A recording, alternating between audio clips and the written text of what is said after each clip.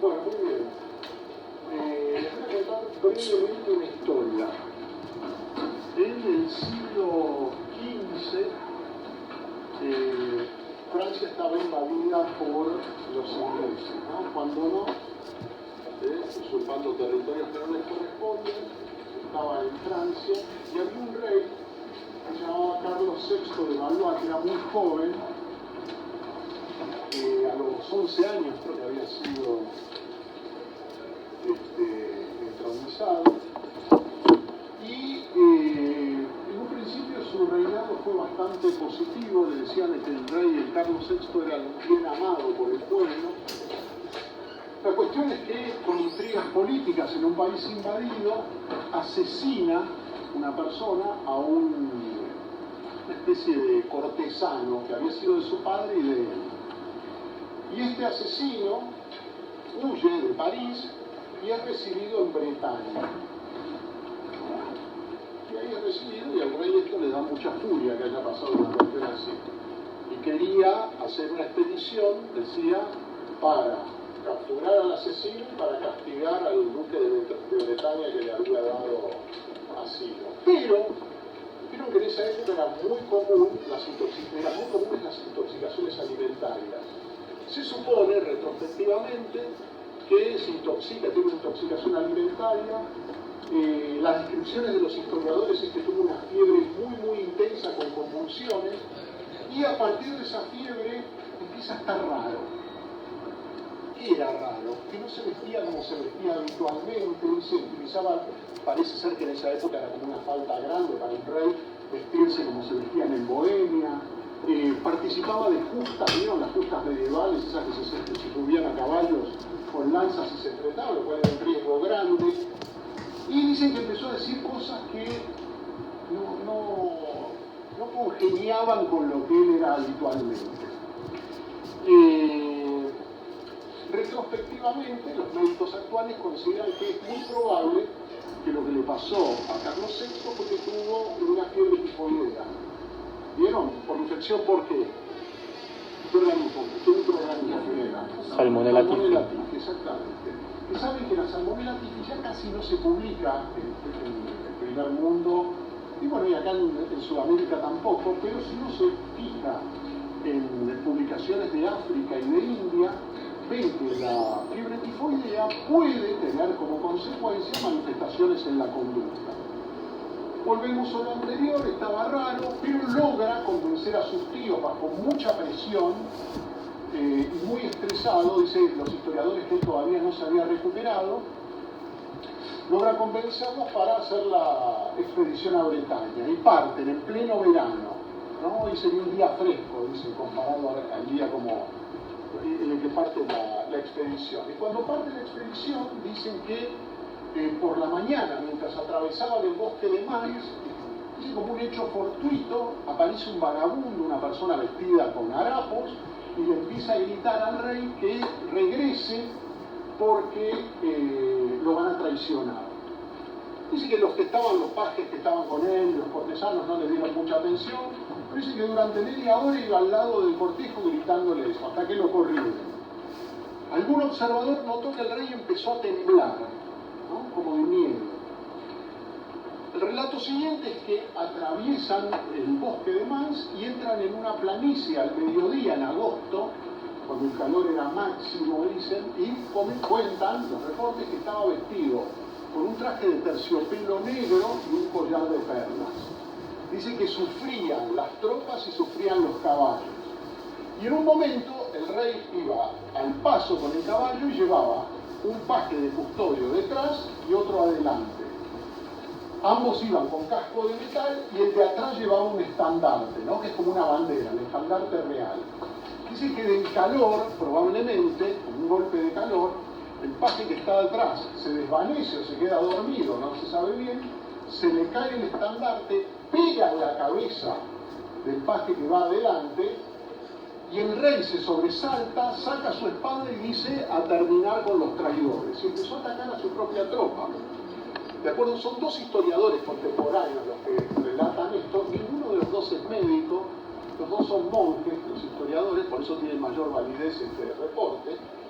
Entonces dice que el rey desconoce a su propia tropa, le empieza a atacar y que mató 4 soldados. Y dice que no mató más porque en la locura que tenía, en el furor, en la agresividad indiscriminada que tenía, se le parte la espada. Y los reportes dicen que fue gentilmente desmontado. Lo de gentilmente podemos dejarlo entre comillas, ¿no? Y acá viene lo interesante para nosotros. Lo desmontan y el relato es el siguiente.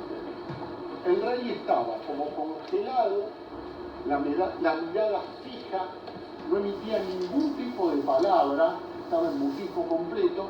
Y otra observación que es sensacional porque habla del componente autonómico del cuadro que padecía, decían, el pulso estaba anormal y la temperatura disminuía.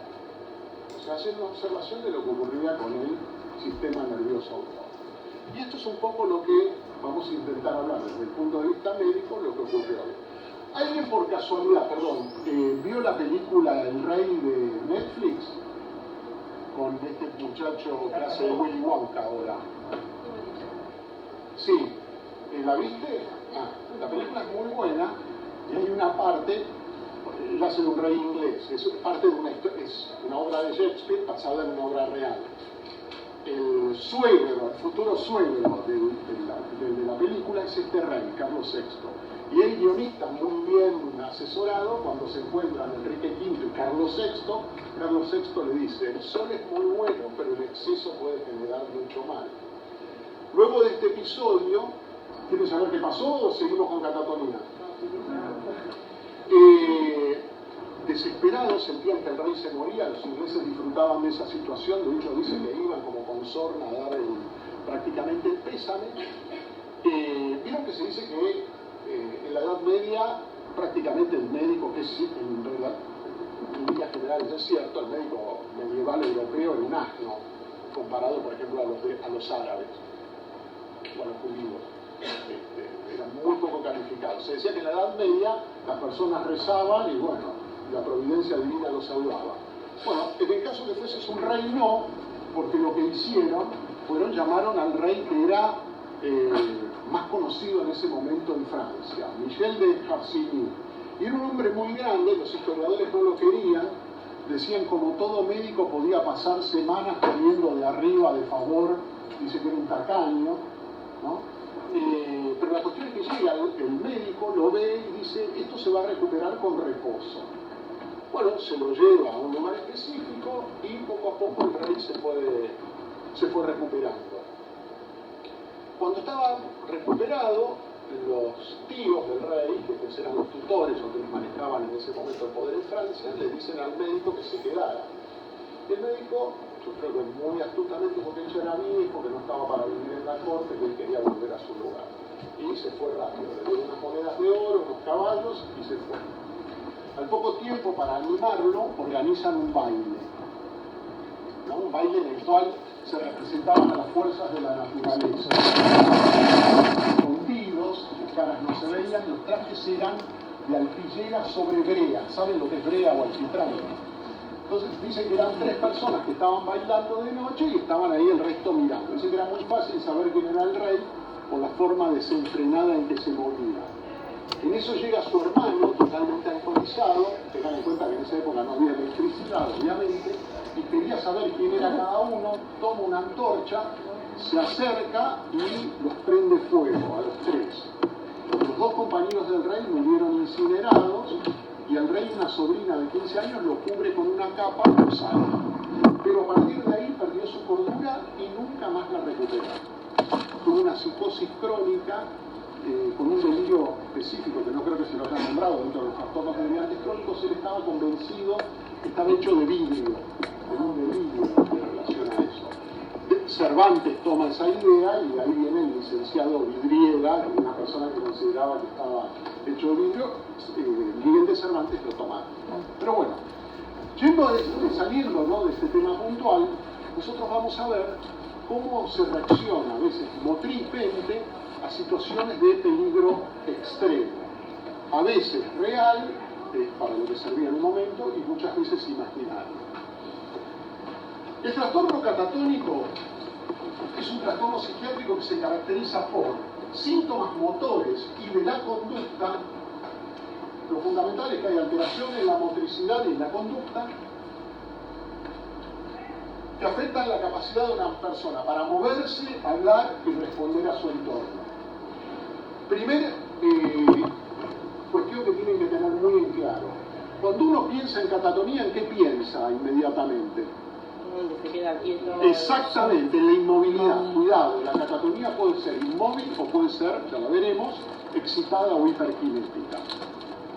Se asocia con varios trastornos psiquiátricos, como lo podemos ver en la esquizofrenia, muy discutido, pero ustedes no tienen por qué extraer en esa discusión. En el trastorno bipolar, ya sea en un paciente que entra en un furor maníaco o en una depresión endógena realmente muy grave, y en la depresión misma. Pero para complicar más las cosas, ¿no? Los avances de la biología molecular nos ha permitido identificar cuadros que antes los veíamos y no sabíamos qué pasaba. ¿Por qué? Porque la catatonía también se asocia a múltiples patologías médicas, tanto infecciosas, recién yo les comentaba el tema este, por ejemplo, post-infección Salmonella typhi, inmunológicas. ¿Alguien escuchó hablar de algún cuadro inmunológico que lleve a un trastorno catatónico?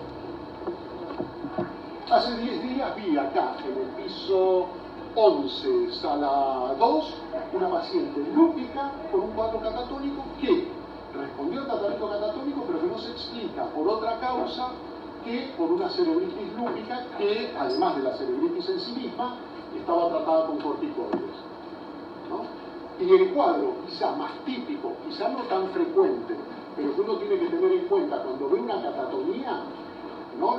Recuerden que los diagnósticos psiquiátricos muchas veces son por descarte. Lo primero que uno tiene que hacer, lo pregunto en el examen, es descartar patología médica, orgánica. Cuando uno tiene una catatonía hoy por hoy, tiene que descartar un cuadro que se llaman encefalitis autoinmunes. ¿Escucharon hablar de la encefalitis antirreceptor NMDA? El 80% de las encefalitis anti-NMDA cursan con catatonía, con síntomas catatónicos. Entonces yo vi una catatonía, le doy una cepam, mejora, bueno, que se vaya a la casa. ¿Y saben cuál es el problema? Si es mujer, tengo que llamar a la evaluación ginecológica. ¿Por qué? Vamos a suponer que esto me parece es una encefalitis autoinmune, el anti-NMDA. ¿Por qué llamaría yo al ginecólogo o a la ginecóloga? Tiene que ver con el nombre del trastorno premenstrual que se da a unas mujeres. La disforia premenstrual. Es muy raro que una disforia premenstrual curse con catatonía, es un diagnóstico exquisito el que usted acaba de decir. En realidad lo que uno piensa, muchas veces la encefalitis anti-NMDA es paraneoplásica y un teratoma ovárico genera los anticuerpos anti-NMDA y son los que generan la encefalitis. Entonces se llama el ginecólogo, si es mujer obviamente, y le dicen por favor, evalúe esto porque puede ser un cuadro paraneoplásico. O sea, ya vamos a averiguar las causas. Pero, fíjense, puede haber causas farmacológicas. ¿A alguien se le ocurre que causas farmacológicas, que todos las conocen? Perdón, ¿usaron todos fármacos, dos? Sí. Bueno. Antipsicótico. Sí, ¿cómo se llama el cuadro? Rigidez. ¿Quién lo dijo exactamente? Sí. El síndrome neuroléptico maligno, en realidad, es una catatonía secundaria neuroléptica.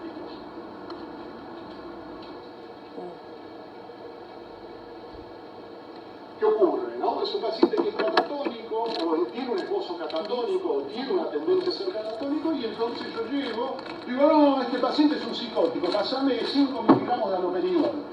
5, no mejoró, 10, 15, neuroléptico maligno. Rigidez, hipertermia, disautonomía, bueno, la hipertermia dentro de la disautonomía es muy importante, confusión, la catatonía es extrema, esto puede llevar a la rhabdomiolisis, insuficiencia renal, falla cardiorrespiratoria, etcétera, etcétera. Pero, como vamos a ver ahora, van a ver que en la clasificación de la catatonía, o sea, yo le digo causa farmacológica del neuroléptico maligno, existe como si fuese la variante del neuroléptico maligno, pero sin neuroléptico, que es lo que se llama la catatonía maligna.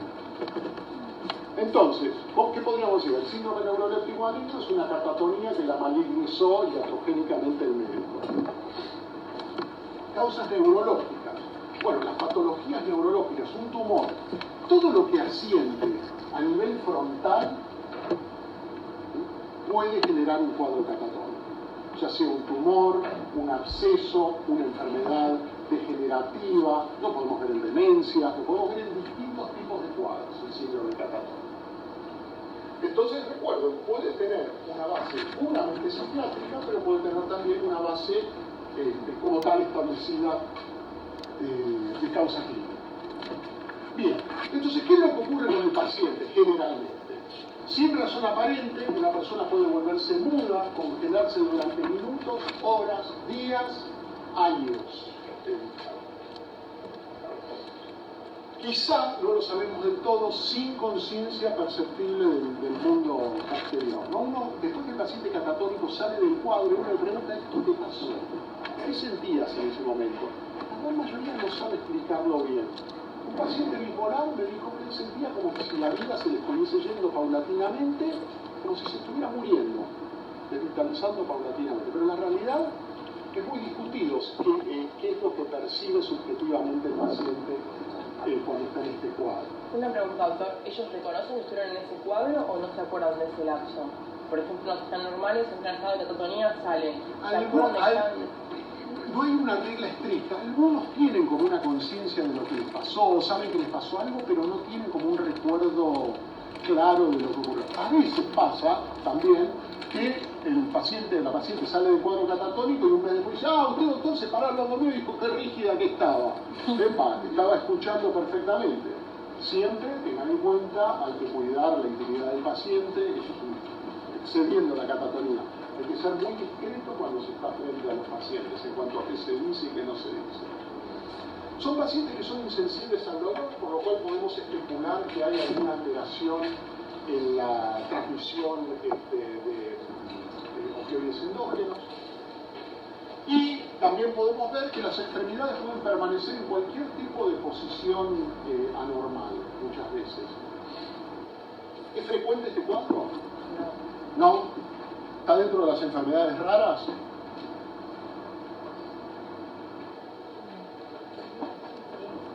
Sí. Equivale en las internaciones psiquiátricas, equivale al 10% de las internaciones psiquiátricas, por lo tanto, muy frecuente. Lo que es desconocido. Les voy a mostrar un trabajo, creo que lo tengo en esta presentación, no, porque este es del 22, se lo voy a contar. Un trabajo que publicamos a principios del 2023 sobre la identificación y la mala identificación de cuadros catatónicos aquí, en este hospital. Fíjense lo siguiente, esto es en este hospital. Fíjense la postura de los brazos, el gesto de la cara. Esto es clínica médica. Fíjense este señor, la postura de los brazos. Clínica médica, sexta cátedra. Traumatología. Sí. Si uno pone esto, puede quedar minutos, en algunos casos muy extremos horas, pero son posturas anormales. Uno le sube el brazo y queda así. Este señor, la foto está tomada desde la puerta de la sala por la mujer, para decirnos qué le pasaba al marido, mostraba la foto. Fíjense la postura, las manos. ¿Ven? Este es el meñique, no el pulgar, está la mano. Estamos acá. Un señor que entró, creo, por insuficiencia renal aguda. Sí, claro, porque puede existir también una forma, yo no lo dije, una de las formas de la catatonía puede ser la catatonía de causa epiléptica. Que hay distintos tipos de catatonía epiléptica. Una de ellas es, por ejemplo, la catatonía posictal. La persona tiene una convulsión tónico-clónica y el estado posictal es catatónico. Lo he visto, ¿no? Una clínica que yo trabajaba de una persona epiléptica que cada tanto, cuando tenía una crisis, después por minutos o horas estaba catatónica. Pero este tipo de pacientes también hay que hacerle electroencefalograma, no solamente pensar por la catatonía, no importa cuál. ¿Por qué? Porque existe un cuadro, ahí sí, infrecuente, pero muy grave, que se llama el estatus epiléptico no convulsivo. ¿Escucharon nombrar eso? ¿No? En donde el electroencefalograma marca que la persona está en una convulsión permanente, pero clínicamente uno ve otras cosas o nada. ¿No? La catatonía puede ser un equivalente convulsivo, ¿no? De un estatus epiléptico no convulsivo. Bueno, ¿qué significa? ¿Por qué los seres humanos podemos, ante una situación aparentemente de peligro, como les contaba con el rey, de mucho estrés, estar inmóviles? ¿Qué finalidad tiene? Evolutivamente, ¿cuántos años tenemos los seres humanos en la Tierra? El Homo sapiens. ¿Cuánto? Millones, no sé cuánto. No, 250.000 años, el Homo sapiens como tal. Los homínidos, nos separamos del chimpancé hace 10 millones. Pero los homínidos, 250.000 años. La cultura tiene 10.000, ¿no? Las primeras ciudades mesopotámicas, tengo entendido que son de 8.000, 10.000 años antes de Cristo. Era muy frecuente que nosotros estemos frente a depredadores. Muy frecuente. ¿De dónde proviene el ser humano? ¿Dónde salieron? ¿Eva de dónde salió? No Eva bíblica, Eva de Mary Little, la primera que se supone de África. De África, exactamente, de la sabana africana. ¿Alguien tuvo oportunidad de ver por internet o presencialmente el Museo de Ciencias Naturales de Nueva York? No. Aparte de homínidos. Hay una calota de un ser humano primitivo que tiene dos agujeritos acá. Y atrás le ponen la calota de un leopardo y los colmillos entran derechito donde están los agujeritos. O sea que ellos suponen que ese señor lo encontró durmiendo la siesta en la sabana y pasó a ser alimento. Los vertebrados, los seres vivos, pero los vertebrados particularmente, tenemos tres formas de defensa ante el peligro. ¿Cuáles son? Huida es si yo veo un peligro, hay un peligro cierto y tengo posibilidad de escapar, huyo, sirvo para otra guerra. Si me acorralan y no tengo escapatoria, ¿qué hago? Lucha. Y falta un tercero, ¿cuál es? El shock. Y la congelación está bien, Claro. se lo toma. ¿Pero qué sentido defensivo tiene? Si me va a comer el leopardo, me quedo inmóvil.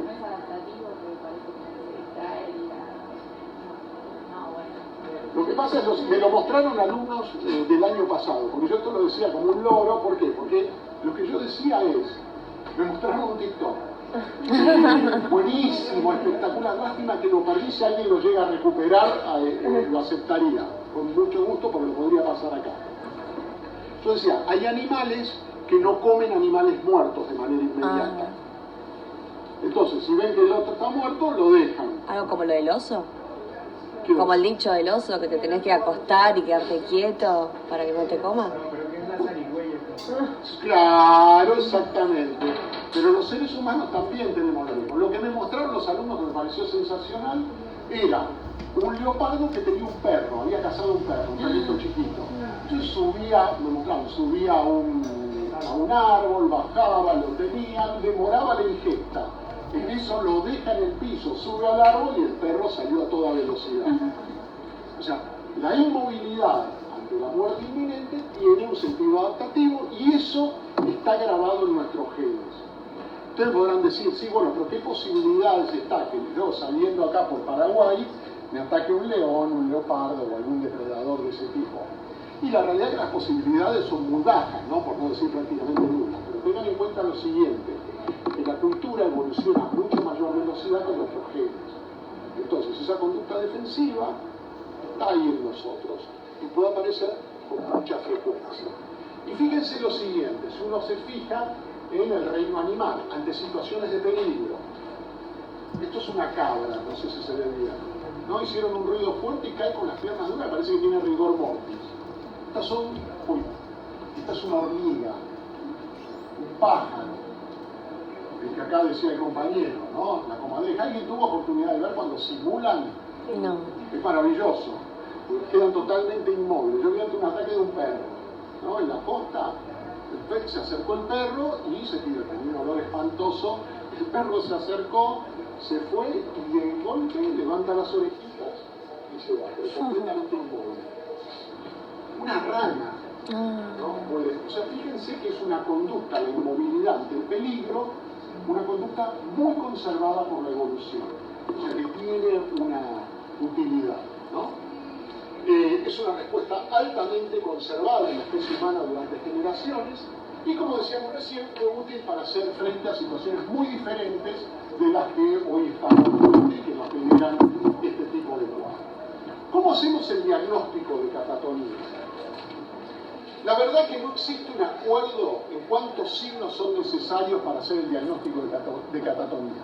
Se han descrito cerca de 40 signos, de los cuales hoy los que se utilizan son 23, que es a partir de la escala de Bush y Francis, ¿no? Uno tiene una escala de 23 ítems. Dentro de los 14 primeros ítems, además de ir por un puntaje de 1 a 3, o sea, de intensidad, esos 14 primeros van por sí o por no. Si de esos 14 signos, dicen Bush y Francis, ¿no? Aquí, hay 2 positivos, de los que ya vamos a ver, alcanza para el diagnóstico de catatonía. En la validación que hicimos nosotros de esa escala en castellano, en la población de acá del hospital, desde el punto de vista estadístico, a nosotros nos dio que 3 signos nos ayudan de los 14 a hacer el diagnóstico de catatonía, que el 2 es insuficiente, al menos tenemos que tener 3. Y ahora salió uno en España a decir que ellos con 4 y 5 hacen diagnóstico. Eso depende también de la población en la que uno estudia. La realidad es que la escala de Bush y Francis está hecha sobre pacientes psiquiátricos puros y la nuestra está hecha sobre pacientes clínicos puros. Entonces ahí ya hay una diferencia clínica y fenomenológica en la evaluación. Bien, pero para decirles que no hay un acuerdo de cuántos ítems se necesita desde el punto de vista técnico. Si ustedes me preguntan a mí desde lo clínico, miro al paciente, le hablo, le muevo los brazos, hago algunas pruebas, digo, ¿tiene catatonía o no tiene catatonía? No es que me quedo pensando, uy, la escala dice tanto o tal cuestión. Es una cuestión clínica. La escala ayuda como orientativo o para investigación. ¿Qué signos tiene? Uno de los signos característicos es el estupor, el paciente está completamente inmóvil, mutismo, no habla, pero el mutismo guarda con el mutismo. Hay mutismo absoluto, uno le dice al paciente buen día, mira al techo, no contesta absolutamente nada, pero hay algo que se llama latencia de respuesta alargada. Que uno le dice al paciente buen día, lo revisa, lo evalúa, charla con los médicos, cuando está saliendo de la habitación escucha que le dicen buen día. O sea, como que hay el procesamiento para poder hacer una respuesta está muy prolongado. Y también puede ocurrir, dentro del mutismo, 2 cosas más. Una, que sea selectivo. Viene el enfermero y dice, me dice el paciente que es hincha de River y que el domingo va a ir a la cancha. Entonces uno va corriendo y lo ve al paciente rígido y no le contesta absolutamente nada. Pasa eso, porque tenga mutismo selectivo. Y otra cuestión que puede ocurrir es que haya como una reserva verbal acotada. Entonces uno al paciente le dice, buen día, el paciente contesta buen día con mucha dificultad y cuando uno le pregunta cuál es el nombre, el paciente no contesta. Puede ocurrir eso desde el punto de vista clínico. Otro punto de inmovilidad es la mirada fija. El paciente queda como mirando y muchas veces rehuye el contacto visual de manera voluntaria con el entrevistador. Puede ocurrir, por el contrario, que haya cuadros de excitación catatónica, ¿no? Que uno fluctúe con el otro.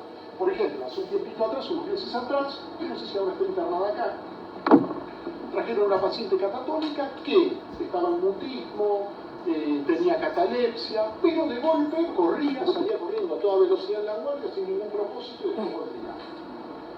No puede ocurrir eso. Tengan en cuenta que puede ser una hiperactividad sin propósito o puede ser una hiperactividad, como decíamos, del rey, de ataque, de agresividad. No es infrecuente que estos pacientes pasen del estupor a la agresión en cuestión de segundos, sin que nadie lo haga prever. Después está el tono muscular. ¿Qué es la catalepsia? Catalepsia, ¿qué le suena? ¿A enterrar viva a una persona? Bueno, no es el caso, eso es el mito del siglo XIX. Catalepsia es mantener por mucho tiempo una postura antigravitatoria. Uno le levanta el brazo al paciente y queda el brazo en esa postura. Eso es catalepsia. ¿Qué es flexibilidad seria? ¿Alguien sabe? ¿Es lo mismo que catalepsia? ¿Cómo? Estamos ahí claramente, no es lo mismo, o sí, pero no del todo. ¿Alguien sabe qué es la flexibilidad seria? La flexibilidad seria es el tono muscular, no es lo que muchas veces es sinónimo con catalepsia, es lo mismo, no es lo mismo. La flexibilidad seria es un tono muscular en el cual uno flexiona el brazo del paciente Y nota bien que cuando uno flexiona el agonista, ¿qué pasa con el antagonista? Se relaja. Que es un fenómeno tan raro que uno contrae el agonista, parece que se contrayera también el antagonista. Entonces uno tiene la sensación como estar doblando un tubo de plástico. Esto es involuntario. Este tipo de tono facilita la catalepsia, pero no son sinónimos.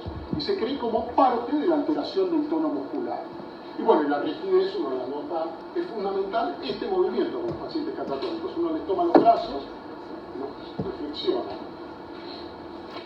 Pueden tener fenómenos de ecopraxia o de ecolalia. Se traban, ¿no? Y entonces la ecopraxia hace lo que hace el entrevistador. Yo saco la lengua, el paciente saca la lengua. Me rasco la cabeza, se rasca la cabeza. Es un fenómeno infrecuente. Yo he visto muy poquitas veces en casi más de 25 años. Muy poquito. ¿Cómo? Es involuntario, es automático. Uno tiene la sensación de que es automático, sobre todo en la ecolalia, ¿no? En la ecolalia la persona repite. Uno dijo una palabra, la tomó del entorno y la repite y no puede parar de repetirla.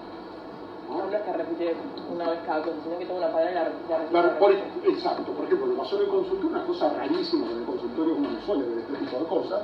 Una señora que no podía parar decía, buen día, buen día, buen día, buen día, buen día, hasta que le dijo de todo, le insultó, que no aguantaba más todo lo que estaba diciendo.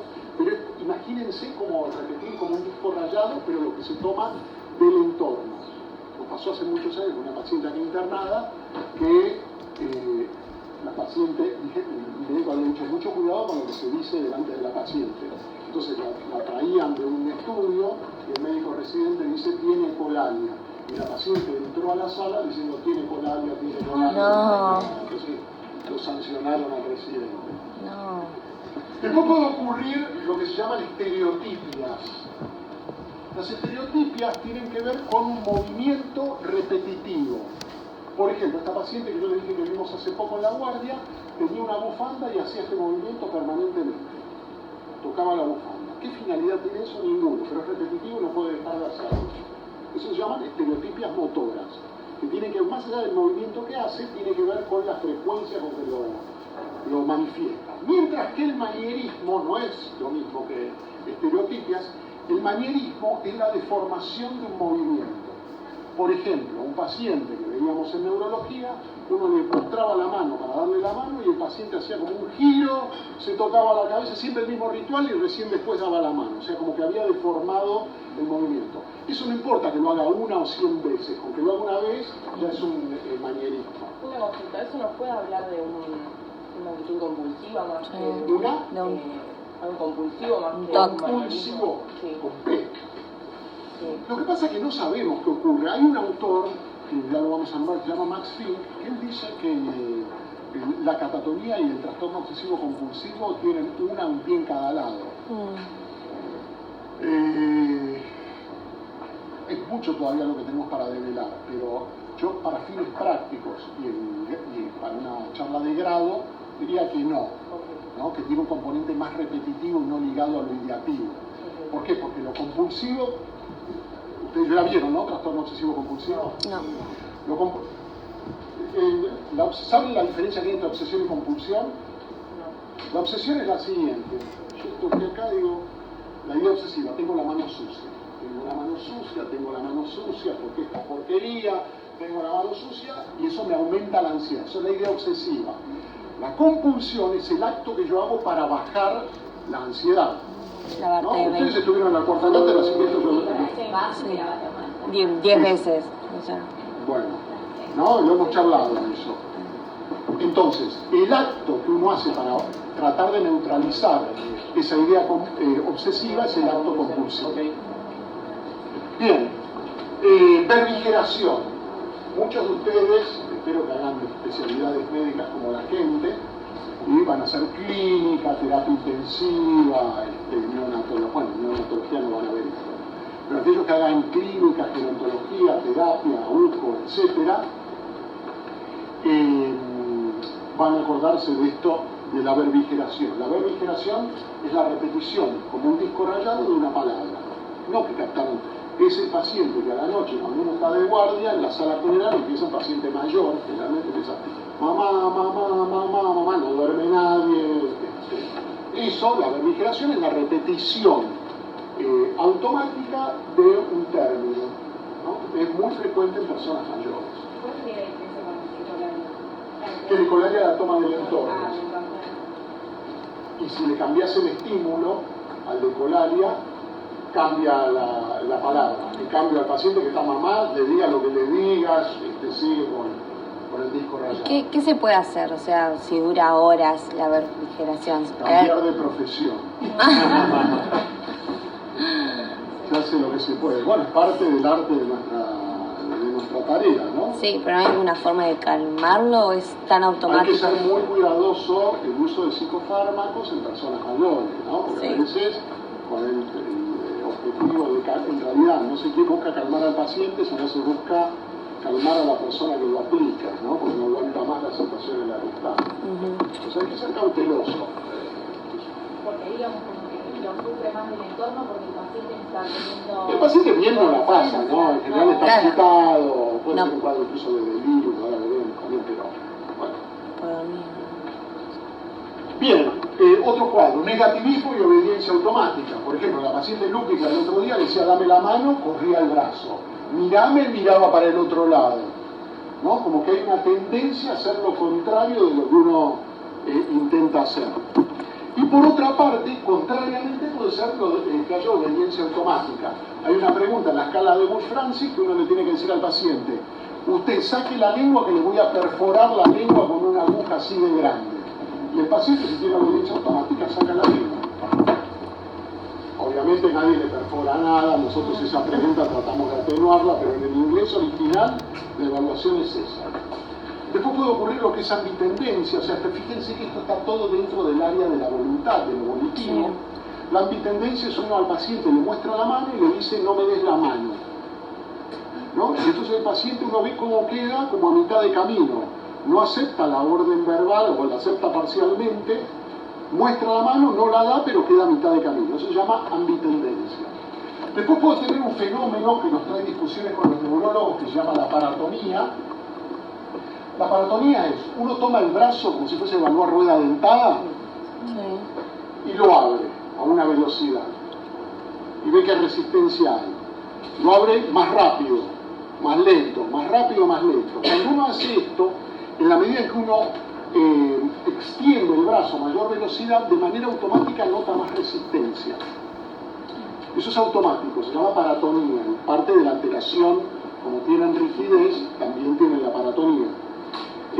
Con los neurólogos esto nos trae problemas porque cuando lo evalúan, ¿qué dicen que tienen? No. No. Exactamente, es paciente con espasticidad, pero tiene una CB, no, es paratonía. A veces tienen razón ellos, a veces nosotros, eso es causa de discusión.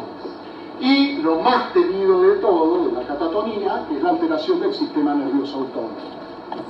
La hipertermia, la taquicardia, las fluctuaciones, la bradicardia,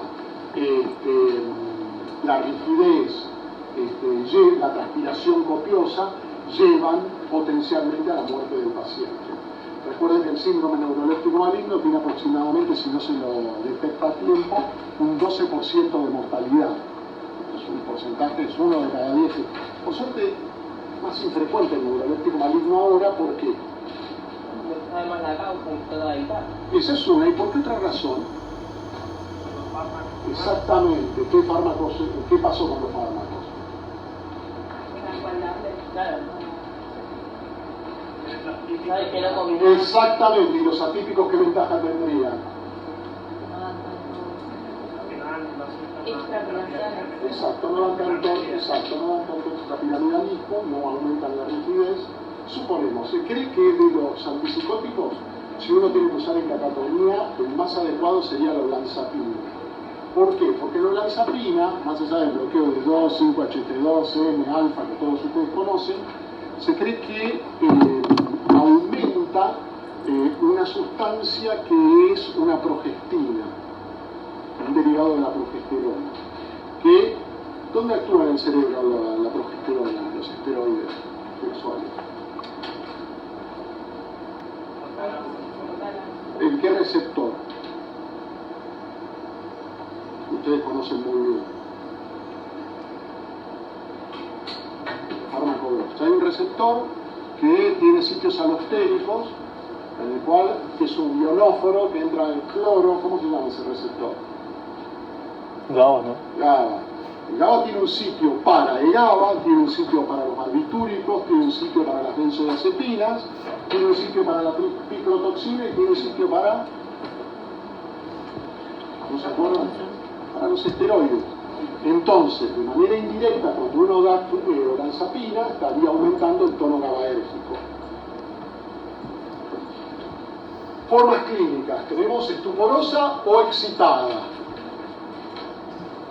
¿No? Esto está clasificado de acuerdo a la actividad psicomotriz. Puede ser maligna o no maligna, pero acá hay una trampa. Maligna es la cual cursa con alteración del sistema nervioso autónomo y el paciente puede morir por neurolépticos o sin neurolépticos, puede ser idiopática. Pero la que consideramos benigna, cuidado, que no tiene alteración autonómica, puede ser tan maligna como esta o peor. ¿Por qué?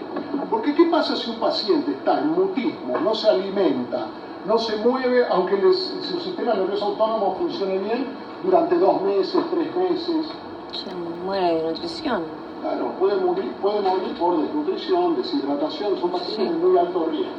O sea, la maligna, por definición, es la que altera el sistema nervioso autónomo y aumenta la mortalidad. La benigna no es tan benigna, puede ser benigna si uno le da un lorazepam de 1 miligramo, como ha pasado, y la paciente mejora inmediatamente, pero puede ocurrir que sea refractaria a la utilización de benzodiazepina y termine mal la historia. Puede ser aguda o crónica. En cuanto a la cronicidad de la catatonía, suponemos, todavía no está del todo identificado, que la catatonía crónica de años estaría vinculada a la esquizofrenia, y si bien tiene una fenomenología motriz, uno ve rigidez, mutismo, es rarísimo que tenga alteraciones autonómicas y la respuesta terapéutica no es la misma que la aguda. Suponemos que es una fenomenología parecida, pero que probablemente la fisiopatología sea otra. ¿Se entiende? Puede ser dividir en causa psiquiátrica orgánica o médica, y algunos dicen entre lúcida y confusional, ¿no? Que hay algunas que cursan con sensorio alterado. Bien, ¿cómo se trata? ¿Alguien sabe cómo se trata la que? ¿Qué es lo primero que yo he hecho una catatonía? ¿Qué es lo primero que hago? Pero si es maligna o no maligna. Por supuesto, ¿y qué hago? Si es maligna, no me acuerdo bien el fármaco que se administraba, pero se rotaba en antipsicótico, llevaba UTI, se estabilizaba el paciente. No bueno, si es maligna, que lleva la UTI. Pero uno tiene una catatonía, me llamaron, che, vení, que tenemos una paciente rara. Para mí es una catatonía, ¿qué hago? Exactamente, dantrolene no se utiliza, eso es un cuento de farmacología que les dicen en fármaco 2, alguien que no ha visto catatonía ni neuroléptico maligno. El dantroleno no se utiliza por lo siguiente. El dantroleno es un bloqueante cálcico periférico, ¿no? Como si fuera la nifedipina, nimodipina, pero únicamente periférico, actúa fundamentalmente sobre el tejido muscular esquelético. Es muy caro, muy hepatotóxico, y lo único que actúa es sobre la cuestión periférica, cuando sabemos que la catatonía tiene una alteración central. El dantroleno no se utiliza. El tratamiento es, como dijo acá la compañera, benzodiazepinas. ¿Cuál benzodiazepina? Lorazepam.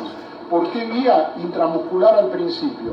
Se hace cuando uno tiene una duda, lo que es la prueba de lorazepam.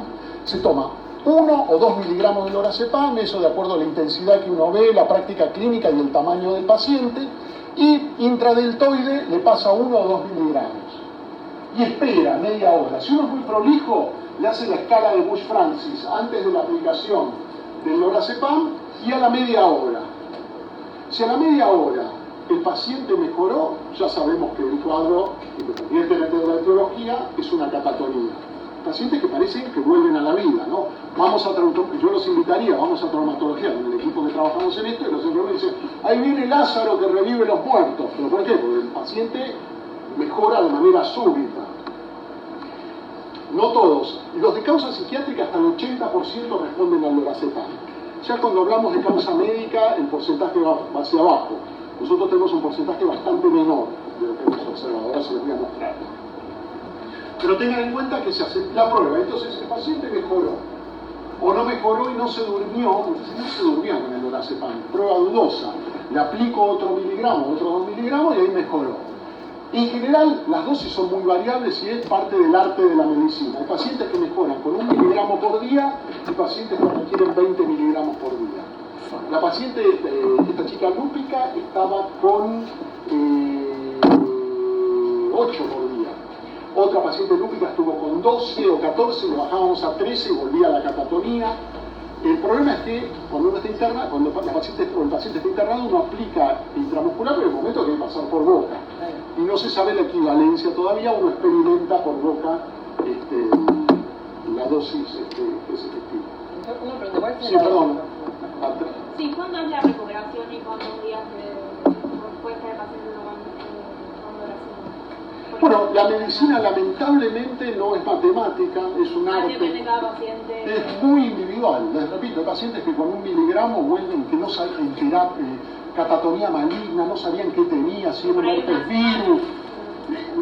En terapia mal, dicen, mira, aparece una catatonía, a ver, vamos a darle 1 miligramo de lorazepam. Abre los ojos, dice, ¿pero qué pasó acá? Y se recupera, sí. No lo escucho, hable fuerte, por favor.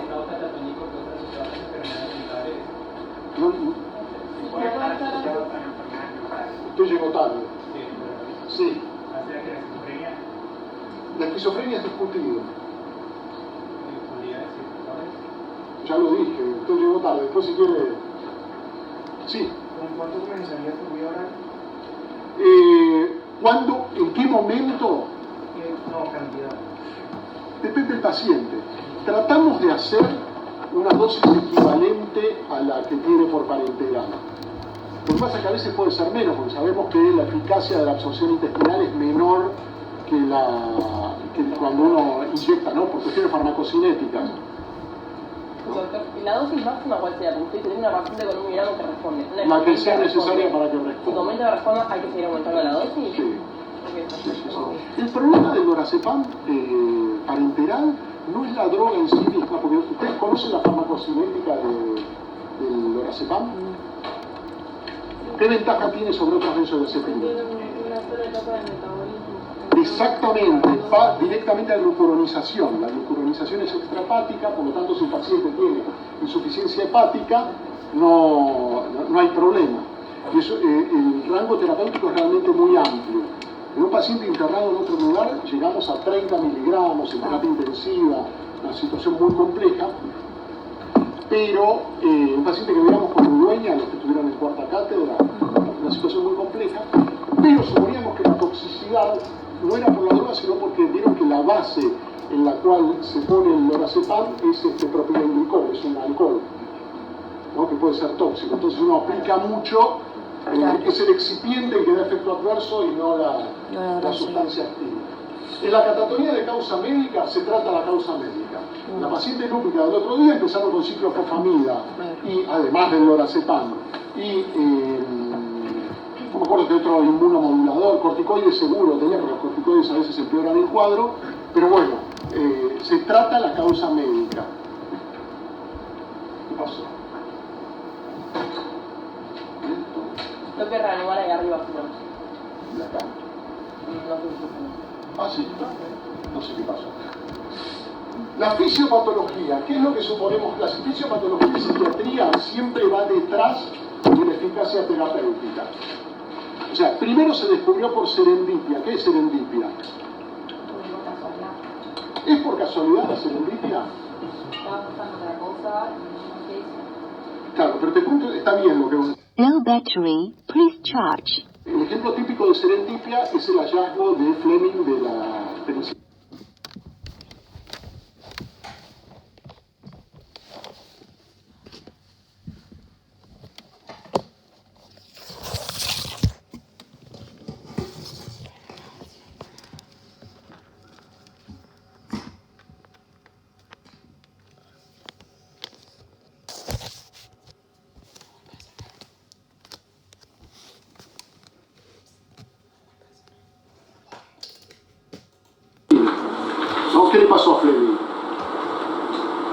estaba experimentando con una bacteria, por accidente, no sé cómo se contaminó con un hongo y ahí descubrió que se dio cuenta que no le crecía el cultivo y sensible al hongo.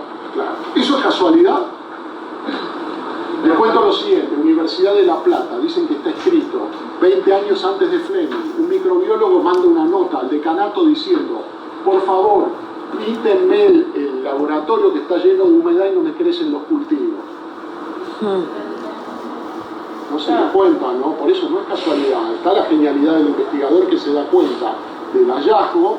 El hallazgo sí puede ser fortuito, pero la interpretación depende de la inteligencia y la genialidad. Por eso está mal traducido serendipia como casualidad, ¿no? Incluye la genialidad del investigador. Los fármacos estos se descubrieron buscando otra cosa. Por ejemplo, los antipsicóticos en esquizofrenia se buscaban en un principio drogas que sedaran y que bajaran la temperatura corporal para poder prolongar las cirugías en la década del 30 y 40.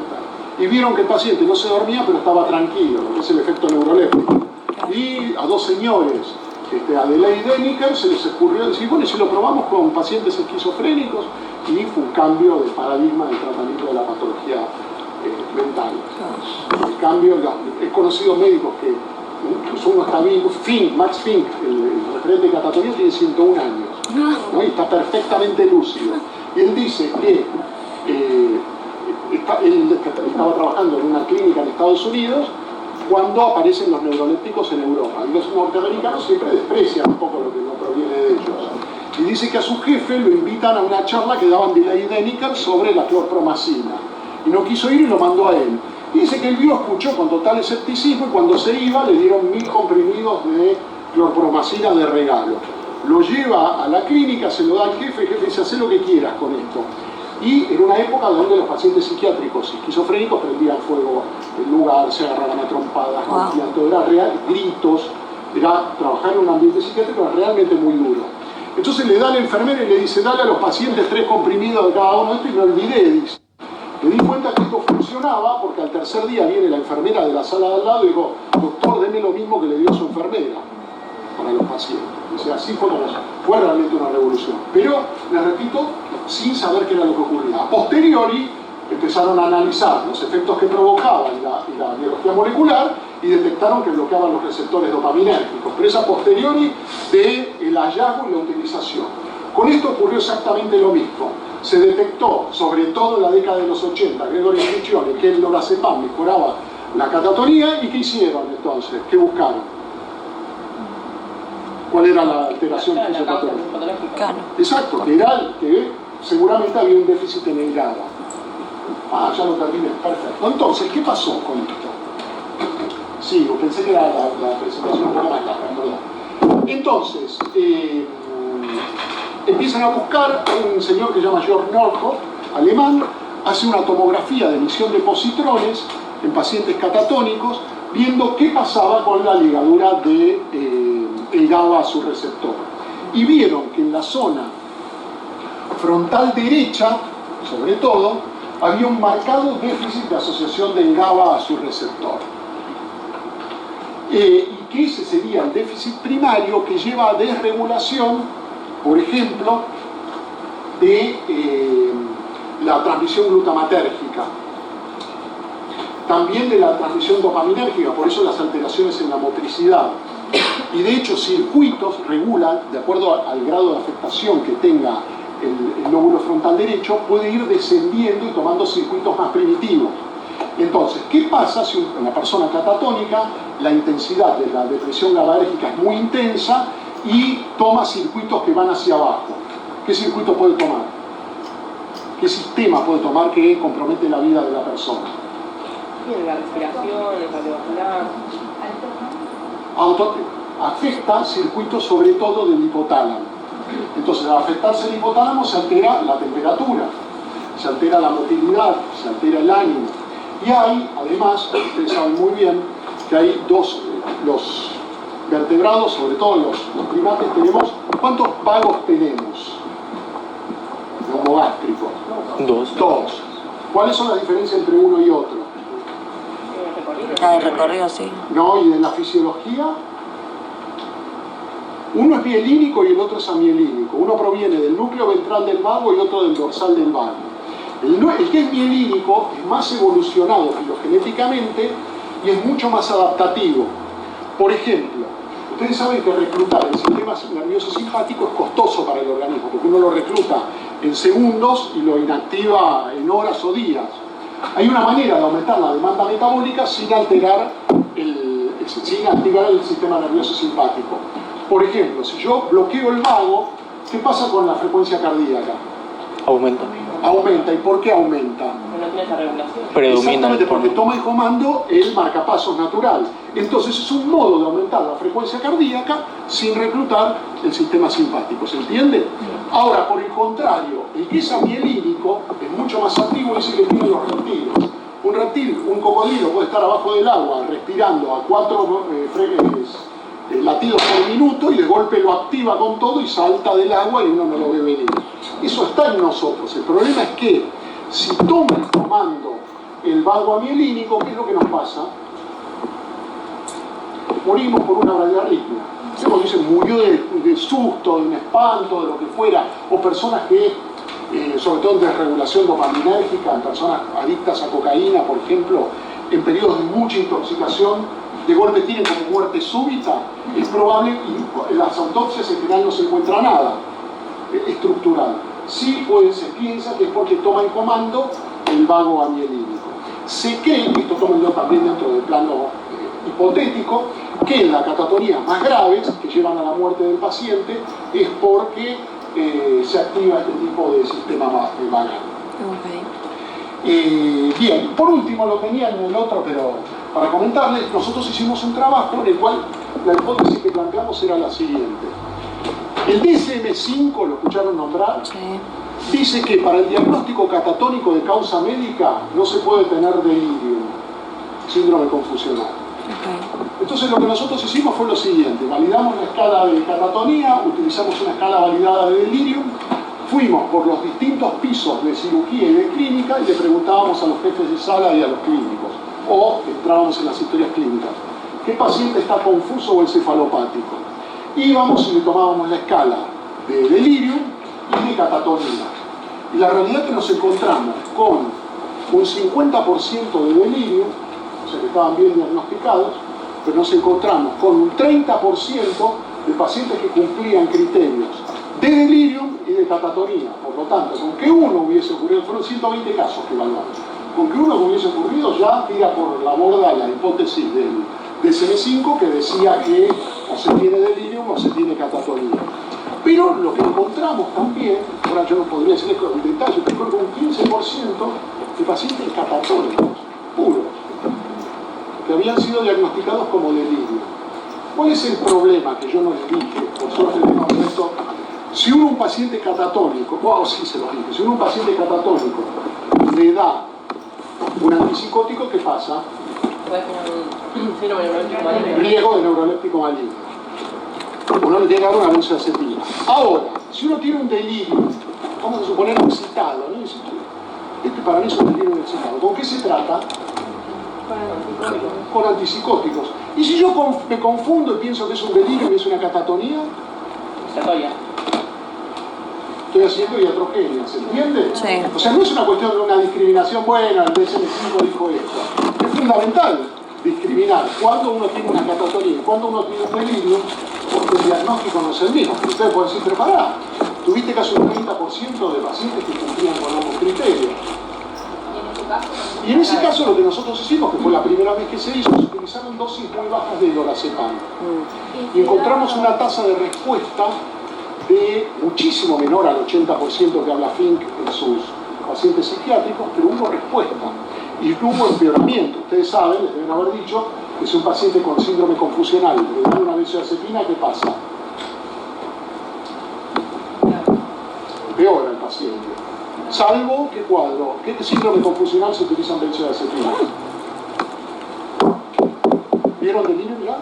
Ah, esta es la tercera fase. Yo estoy acostumbrado a dar la última, por eso porque la parte de biología y hacer no dije nada, perdón, me pido disculpas. No pasa. El delirio, salvo el delirium por abstinencia alcohólica, ese sí se trata con benzodiazepinas, con la tolerancia cruzada.